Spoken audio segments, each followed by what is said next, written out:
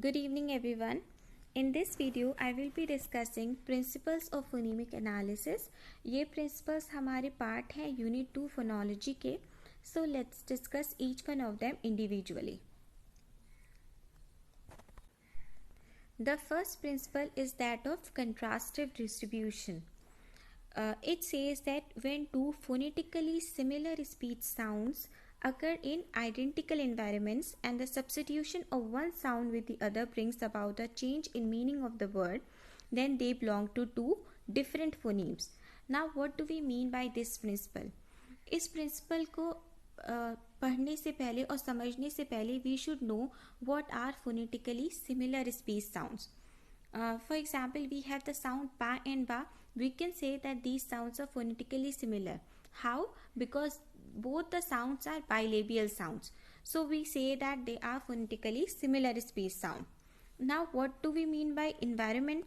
Environment is basically where the sound is occurring, the position in which it is occurring, whether it is occurring in the word initial position or the medial position or at the final position.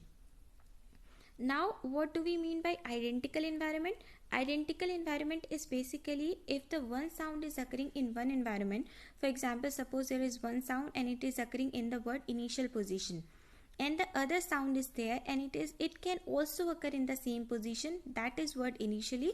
We say that both the sounds are occurring in identical environments. Okay, now we have two phonetically similar speech sound and they are occurring in identical environments. And if we substitute the one sound by the other sound, there is a change in meaning. Then they are said to be in contrastive distribution. So there are phonemes which are produced with this kind of a principle, that is contrastive distribution principle. Look at the example below. We have the word sing. Now what did we did that we substituted the sound sa with the sound za. So sa and za sound are both phonetically similar speech sound, and we are according to the principle they should also occur in identical environments, and we can see that they both are occurring in the word initial position. Now is the substitution of one sound by the other sound, that is the substitution of sa sound by the sound za, is bringing about a change in meaning? Yes, the word sing has become the word zing. So there are two different phonemes formed by this principle. So this is the principle of contrastive distribution. Now let's move on to the next principle.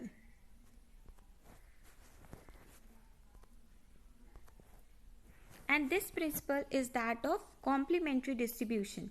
It is exactly the opposite of the principle which we discussed just now, that is contrastive distribution. Here what happens?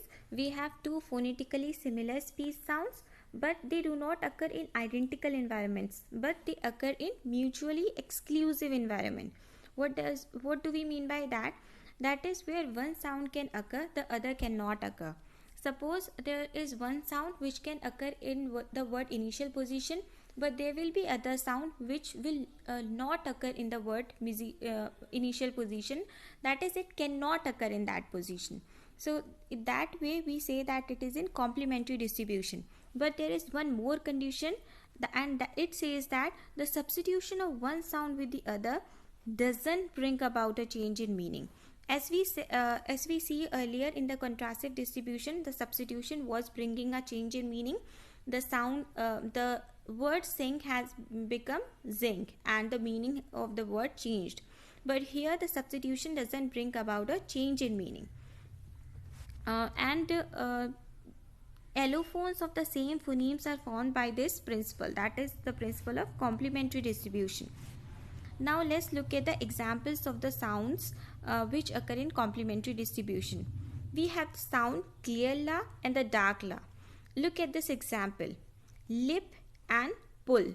Here clear la is occurring in the word initial position, and in this position the dark la cannot occur, and dark la is occurring in the word final position, and this position the clear la cannot occur. So we say that these two sounds are occurring in mutually exclusive environments, and also the meaning of the words is not changing.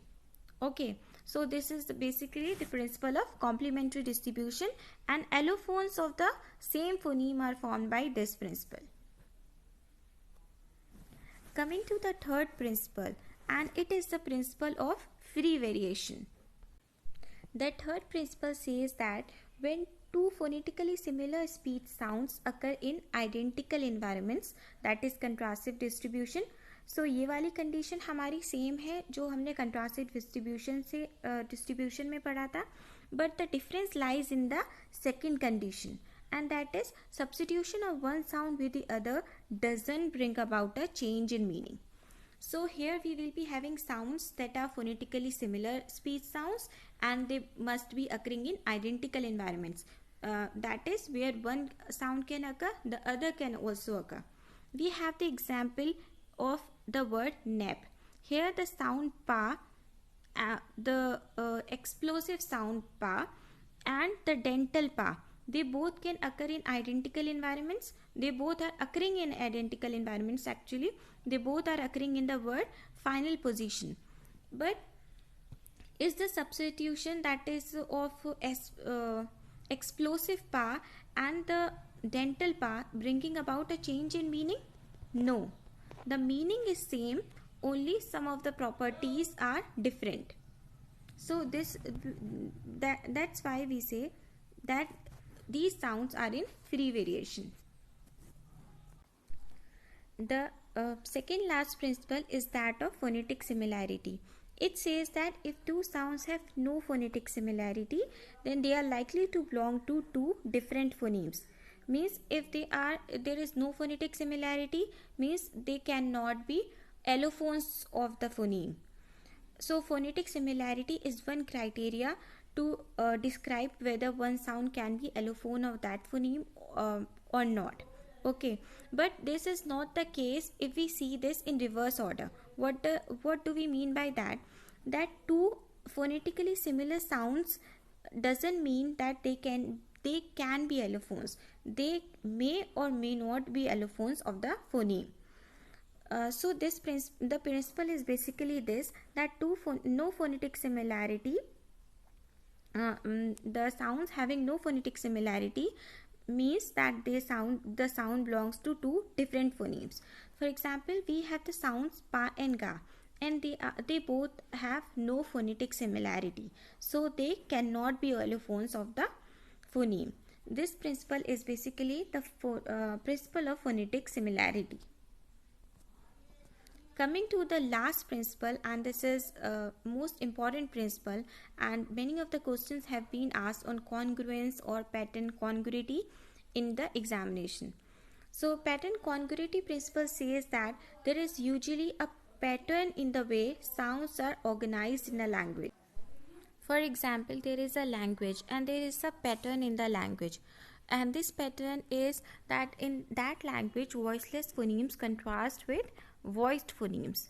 Then we can say that this contrast would be present in all the sounds of that language. It will be universal to all the sounds of that particular language. This is known as pattern congruity. We can also define it in this way, that whether a sound cluster should be analyzed as one phoneme or two may depend on the parallel patterns that can be demonstrated between this cluster and the other phonemes. And we have the most important example of pattern congruity, and it is the sounds cha and ja. Okay, so this principle is very important, and with this principle we come to the end of the video. Thank you so much for listening to the video. Please do share the video with your friends, and also keep subscribed to the channel. Thank you so much.